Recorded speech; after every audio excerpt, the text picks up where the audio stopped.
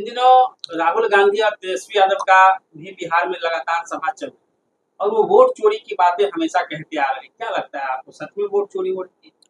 देखिए, वोट चोरी की बात उन लोगों को जो लग रहा है वह किसी न किसी हद तक मुझे भी लगता है ये ऐसी प्रक्रिया चालू है जो वोट चोरी नहीं हुई तो फिर ऐसा बात, ऐसी व्यवस्था को का जवाब हम लोगों को, आम लोगों को, पार्टी को देनी चाहिए, सरकार को देनी चाहिए जो मैंने वोट चोरी नहीं किया है और ये मेरा संकल्पित काम है, इसमें मैंने चोरी नहीं किया।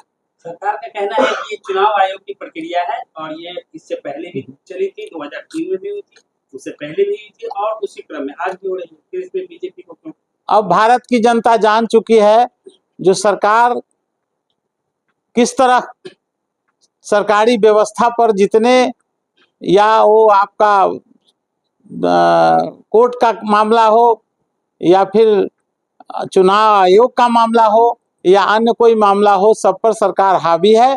और आप सभी जानते हैं जो इस तरह की क्रिया और प्रक्रिया में सब सम्मिलित होते हैं और सरकार का पूरा सहयोग या निर्देशन उस पर रहता है। पिछले दिनों हुए बिहार बंद को लेकर आप क्या सोचते हैं? भारत के संविधान में यह पहली घटना है शायद जो केंद्र और राज्य में अपनी शासन के विरोध में ही लोगों ने बंद का आह्वान किया।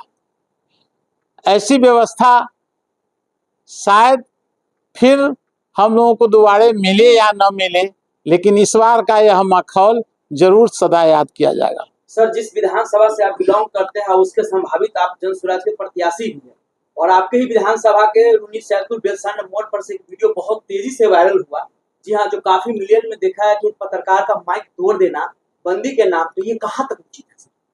ये बहुत दुखद घटना है। हमारी पार्टी और हम सभी लोग जो जन स्वराज के साथ जुड़े हैं इसकी कड़ी भर्त्सना करते हैं, कड़ी निंदा करते हैं। आप सर जन स्वराज के संभावित प्रत्याशी हैं और वर्तमान में रून्नी सैदपुर विधानसभा में कौन सा ऐसा काम था जो नहीं हुआ और आपकी सरकार बनने के बाद पहली प्राथमिकता उसी काम को देंगे?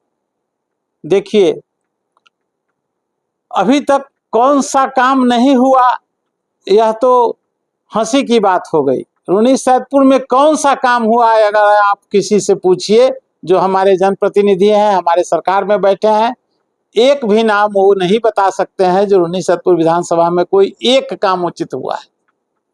सर, मोदी जी के मां को जो है गाली दिया गया तो पूरा बिहार बंद किया गया। ऐसे लाखों बिहारी हैं जो आए दिन कभी गुजरात में, कभी महाराष्ट्र में, कभी बंगाल में जो है माँ बहन की गाली भी सुनता है और मार भी खाता है, लेकिन उसके लिए कोई नेता आज तक रोड पे नहीं उतरा और ना ही उसकी आवाज को उठाया। देखिए, यह एक चुनावी स्टंट है। अगर मोदी जी की मां को गाली दिया वह दुखद जरूर है, लेकिन इस गाली के एवज में पहले गुजरात, बंबई, महाराष्ट्र को बंद होना चाहिए था, न कि बिहार में इलेक्शन है तो बिहार को बंद करके और जनता को दिग्भ्रमित करना चाहिए था। क्या लग रहा है कि चुनावी मुद्दा जो है मोदी जी के मां को लेकर बनाया जा रहा है? देखिए, मुद्दा कुछ भी बनाया जा सकता है। इन लोगों की का हताशा यह समझा रहा है लोगों को जो हम किसी भी तरह कोई भी मुद्दा उठा के अब कुछ पाने के लायक नहीं है, जनता हमको सहयोग नहीं करेगी, इसलिए रोज नए नए मुद्दों के साथ वो लोग आ रहे हैं और सभी में विफल हो रहे हैं। सर, बीते साल जिस तरह से जाति जनगणना मतलब हुआ 500 करोड़ की लागत से, इस जाति जनगणना से किसको फायदा है और किसको मतलब घाटा है? फायदा मुझे नहीं लगता है कि किसी को फायदा होगा। इसमें सरकार को या सरकार की जो संस्थागत काम है उन लोगों ने पूरे पैसा का बंदरबाट किया। जो खर्च हुआ इस हमारे यहाँ जो गिनती में जनगणना में खर्च किया, जाति जनगणना में खर्च किया, उतने पैसा से अगर सरकार कुछ दूसरा काम करती तो उनका जो नजल कम से कम फेल हो गया है या फेल नहीं होता।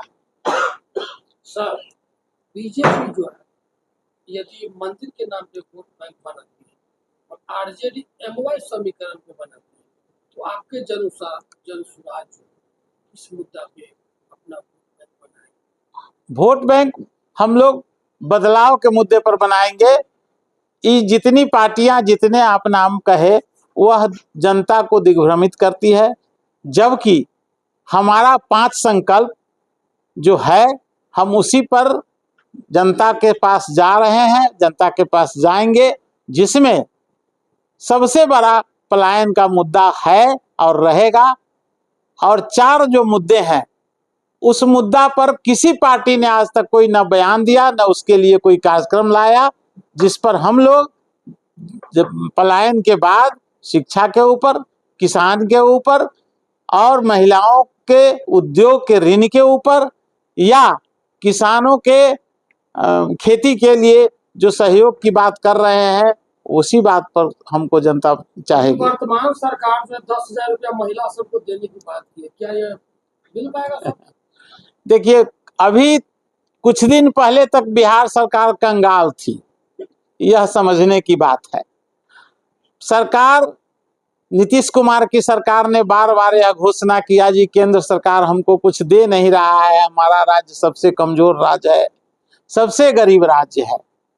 आज महीने 2 महीने इलेक्शन से पहले अचानक सरकार के पास इतना पैसा कहां से आ गया, यह जनता को हिसाब देना चाहिए। और दूसरी बात कि अगर इस तरह का बंदरबाट होते रहेगा सरकारी पैसा के, जनता के पैसा का, तो इसका फल अंत में जनता को ही भोगना पड़ेगा।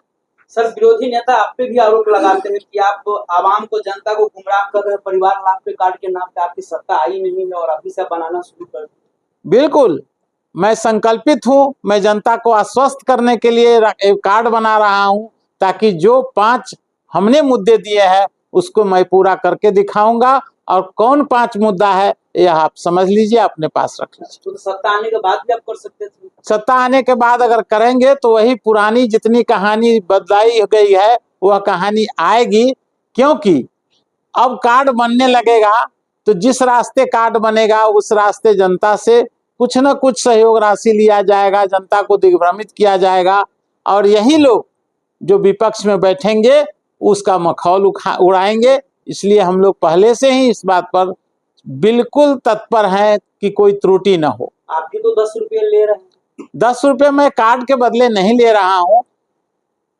आपको पता होना चाहिए जो सदस्यता शुल्क पार्टियां सब लेती है और मैं सदस्यता शुल्क का आग्रह करता हूं, न कि 10 रुपया लेता हूं। स्थानीय स्तर पर सर रूनी सैदपुर मार्केट की अगर बात किया जाए तो वहाँ जो व्यवसायी है वो खुलकर के व्यवसाय नहीं कर पाते हैं, कारण है रंगदारी। आए दिन किसी न किसी व्यवसायी से रंगदारी मांगा जाता है और लोग व्यवसाय छोड़ने पर मजबूर हो। अब ये तो बड़ा दुखद बात है।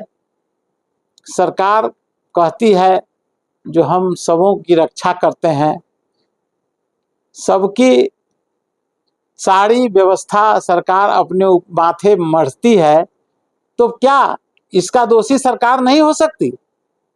आप सरकार में है, रंगदारी फिर से मांगा जा रहा है, लोगों को फिर से डिस्टर्ब किया जा रहा है, व्यापारी को तंग किया जा रहा है, तो इसका देख रेख सरकार को करना है या अन्य किसी को करना है?